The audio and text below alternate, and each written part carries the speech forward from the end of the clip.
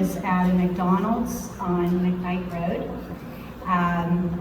She brought Matt to have a little dinner and play on the kids area, and I brought my 3 children at the time to do the same. And it was from my younger son, Nate, at the time, said, they go to our church, and I didn't know that. So at that time, Leann was sitting at the booth with all these papers sprawled in front of her. I can only imagine it was legal work, you know, that she was doing. She was a very conscientious worker, and I got to know her over the years, and that proved to be true. So from that experience, I lived about 8 minutes from her. We would see each other at the church and kids programs. We'd also see each other occasionally at grocery store, Giant Eagle. I ended up, my family and I ended up joining the swim club that was on the grounds of her apartment complex. And we got to see each other then. And yes, Leann did relax then. She would sit in a lounge chair and soak up the sun while Matt was playing in the pool. So I got to know a little bit about her personal experiences, and she shared some of her frustrations with me, and so I tried to be available to her if she needed help, various things, sometimes with house cleaning, or when she and Matt would go to Florida over the Christmas holiday, I'd go and care for the cats.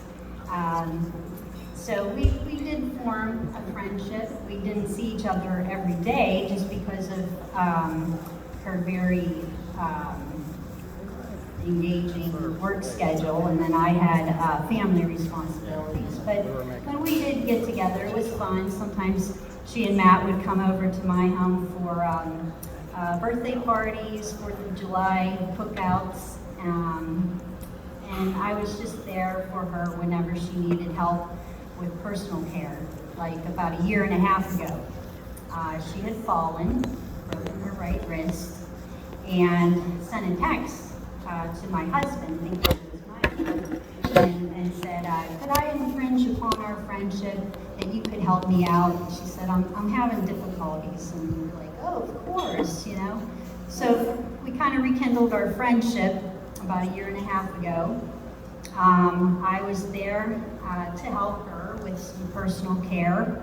I also did some household tasks, occasionally taking her to doctor's appointments. And we became good friends.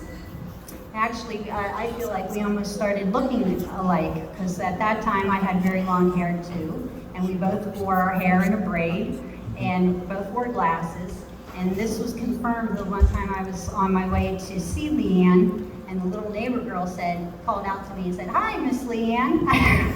So I just said hi. But Leann was a very friendly person, very outspoken person. Times we didn't see eye to eye, got into some tiffs, but we could try to work through it. She was always very interested in my family, my children, my husband, what was going on.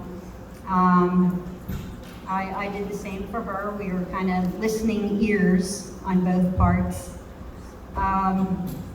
She would share with me about her work.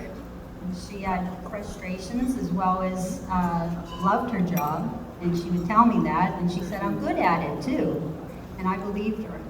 She was a very knowledgeable person about many topics.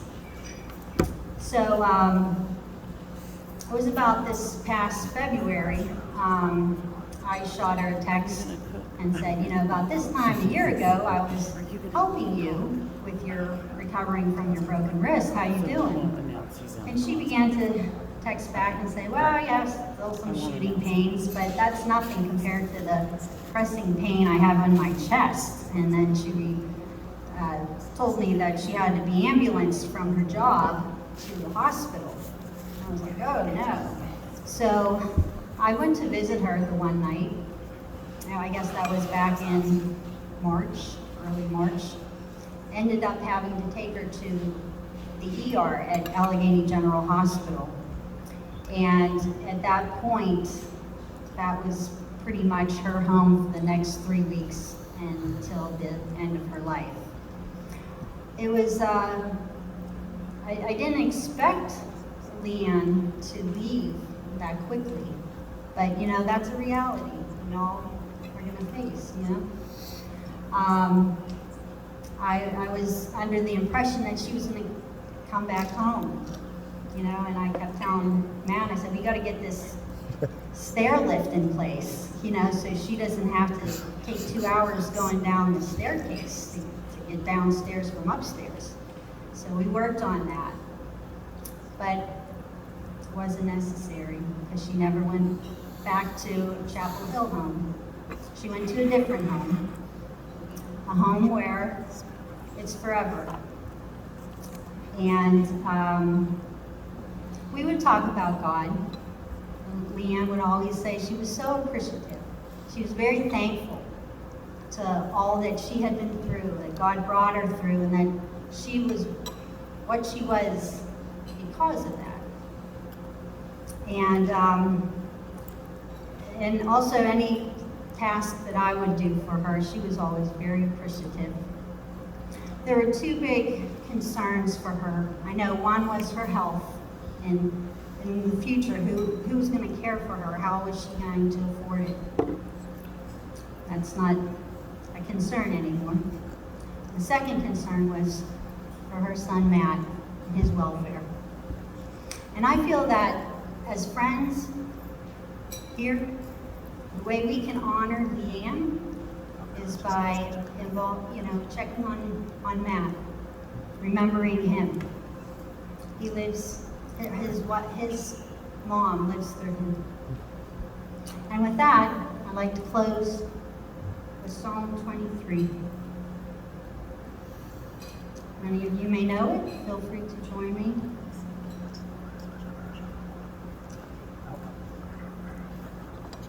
The Lord is my shepherd. I shall not want. He makes me lie down in green pastures. He leads me beside the still waters. He restores my soul. He leads me in the paths of righteousness for his name's sake. Yea, though I walk through the valley of the shadow of death, I will fear no evil, for you are with me. Your rod and your staff, they comfort me. You prepare a table before me in the presence of my enemies. You anoint my head with oil, my cup overflows.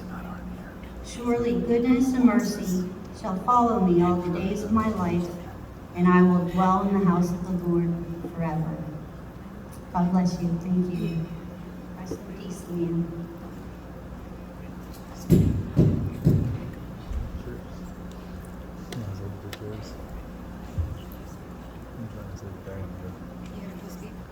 I don't know, I said I'd speak at the end.